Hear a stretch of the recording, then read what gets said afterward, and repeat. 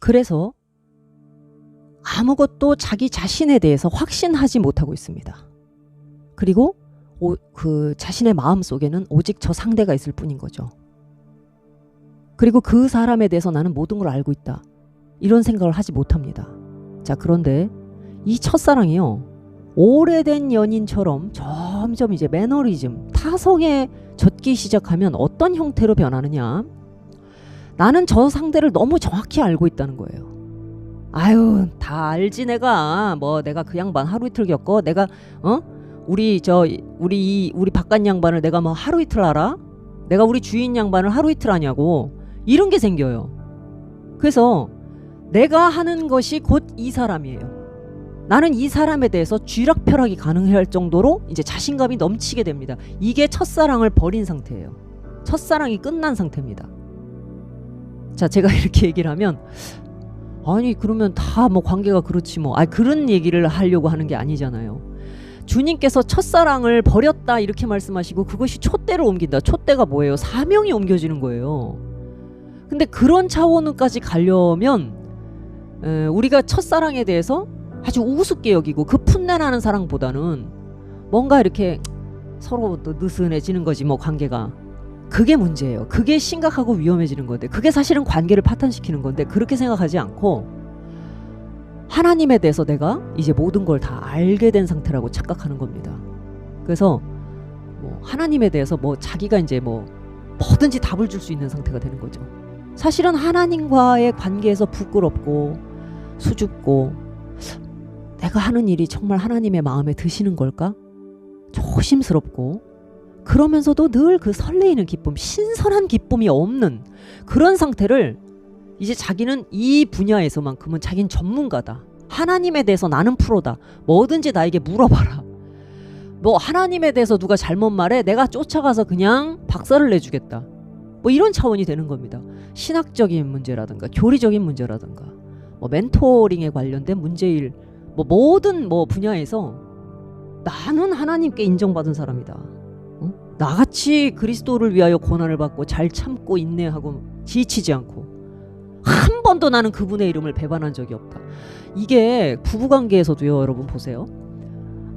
아내가 또는 남편이 당신은 진짜 나를 위해서 밥도 잘해주고 빨래도 다 해주고 뭐 돈도 벌어오고 하지만 넌 진짜 나한테 관심이 없어 라고 말하는 부부들이 있어요. 이건 뭘 얘기하는 걸까요?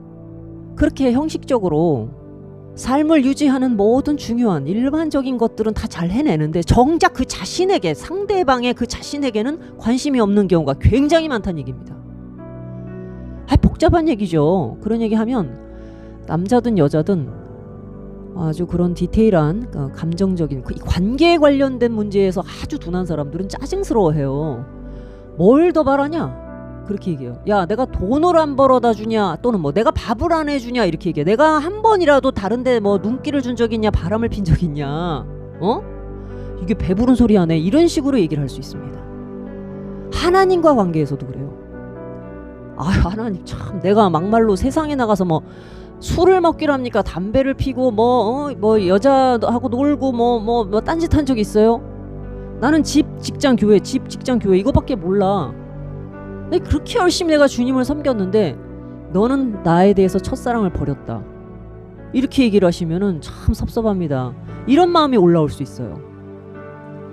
모범적일수록 어쩌면 그런지도 모르겠습니다. 근데 그건 자기 자신의 착각이에요. 하나님과 나와의 관계에 내가 그분을 잘 섬겨주고 모셔줘서 하나님이 그만한 영광의 자리에 계시는 줄 아십시오. 이런 생각을 하고 있는 거예요. 사실은 하나님이 나를 향해서 어떤 마음을 갖고 있느냐를 정확히 알려고 하지 않습니다. 하나님이라고 하는 분에 대한 프로필만 아주 익숙한 상태, 그분을 모실 수 있는 여러 바운더리만을 잘 지키고 있는 거. 예를 들면 남편과 아내도 마찬가지죠.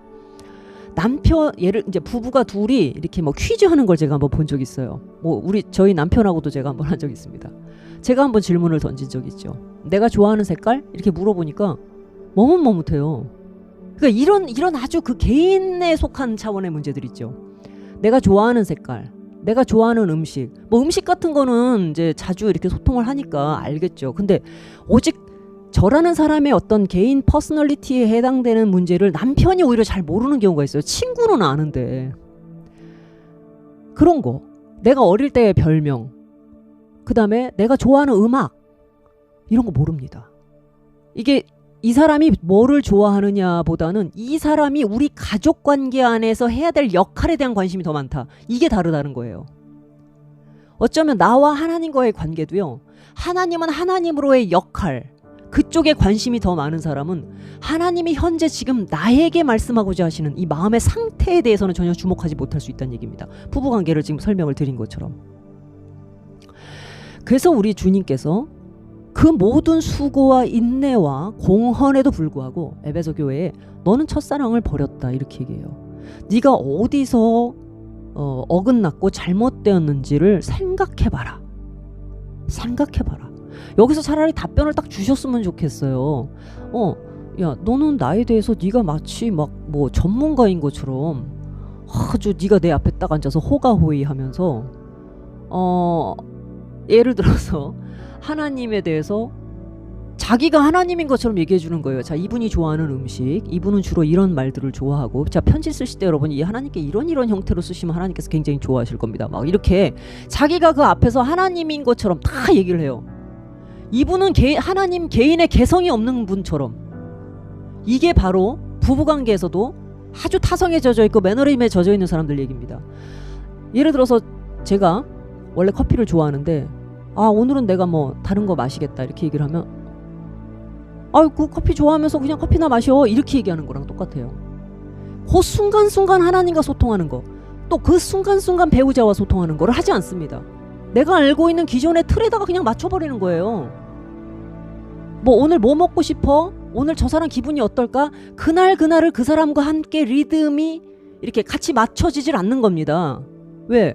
내가 알고 있는 프레임에다가 집어넣어서 그냥 그대로만 해주면 되는 거예요. 굉장히 기계적이고 형식적인데도 불구하고 나는 당신으로부터 한 번도 이탈하거나 딴짓을 해보지 않았다라는 자기의 의의, 그건 자기 자신에 대한 어떤 스스로의 자부심인 거죠.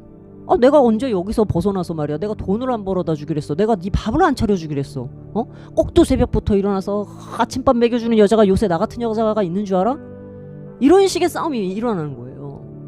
자기 공헌, 내가 얼마나 참고 견뎠는데 당신 사업 말아먹었을 때 다른 여자들 같았어 봐, 못 살아, 이렇게. 근데 그 당사자가 진짜 바라고 있는 거, 사실은 그 속에 숨겨져 있는 어떤 속살 있죠. 그거와 함께 호흡하지 못하고 그 숨결을 함께 하지 못한 사람들 굉장히 많습니다. 하나님과의 관계에서도 완전히 자기중심적으로. 이게 뭐냐, 첫사랑을 잃어버린 거예요. 없는 겁니다. 부끄럽고 수줍고 당연히 뭐 해야죠. 물론 당연히 해야죠. 돈도 벌고 다 해야죠. 당연히 하는 건데, 그거보다 더 중요한 건 뭘까요? 성경엔 늘 그런 말씀이 있습니다. 제사 드리는 것보다 하나님이 진짜 기뻐하시는 제사는 상하고 통회하는 심령이다. 저는 이 상하고 통회하는 심령이야말로 가장 수줍고 부끄러워하는 마음이라고 생각합니다.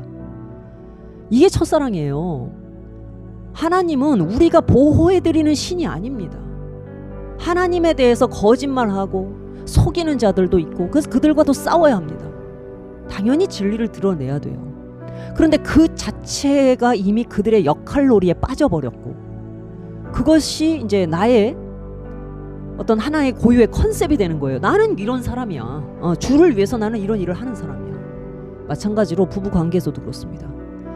지금 저 배우자의 마음에 흐르고 있는 어떤 리듬, 평소에는 이런 걸 좋아했지만 어느 날은 다른 행동을 할 때, 그 사람이 오늘 조금 다른 색깔을 보여줄 때 거기에 맞춰서 같이 움직여주는 게 아니라 뭐 죽을 때 됐어? 왜 갑자기 이렇게 잘해? 뭐 이렇게 아주 그냥 좀 말이 방정맞은 때가 있죠. 왜? 그 뭐 쑥스러워서 그럴 수도 있겠습니다만, 그런 쑥스러움을 첫사랑이라고 얘기하지 않습니다. 그렇게 상대를 나의 어떤 틀 속에 딱 집어넣어 놓고 더 이상 새로운 모습을 보려고 하지 않는 거, 이게 바로 하나님과의 관계에 아주 치명적인 결과를 가져온다는 거죠. 신앙의 연수가 꼭 오래됐다고 해서 이러지도 않습니다. 신앙이 날마다 새롭고 신선하게 주님과의 관계를 이어가는 사람들이 있고, 초신자인데도 불구하고 아주 이렇게 우습지도 않은 이런 자부심과 착각에 빠져서 내가 뭐 그때 뭐 했지, 아, 나도 그 정도는 다 거쳤지. 벌써 그렇게 딱 자기가 아주 프로의 자리에 아주 나름대로 하나님에 대해서 상당한 경륜과 어떤 경지를 가진 것처럼 착각하고 사람들한테 막 떠드는 거 좋아하는 사람들이 있습니다. 부끄러움과 수줍음이 없는 상태죠. 뭐 말 한마디 하는 거 보면 알 수 있습니다. 자, 그래서 에베소 교회에 보내는 편지를 통해서 오늘은 이건 뭐 저의 이제 개인적인 어떤 묵상 속에서 나온 얘기인데요. 우리가 사람들과의 관계, 친구 관계, 여러 관계들을 보면서 관계처럼 참 어려운 게 없는데 이 관계는 결국 뭐냐? 바로 그 신선함을 유지하는 거. 상대에 대해서 내가 가지고 있는 틀로 상대를 보려고 하지 않는 거.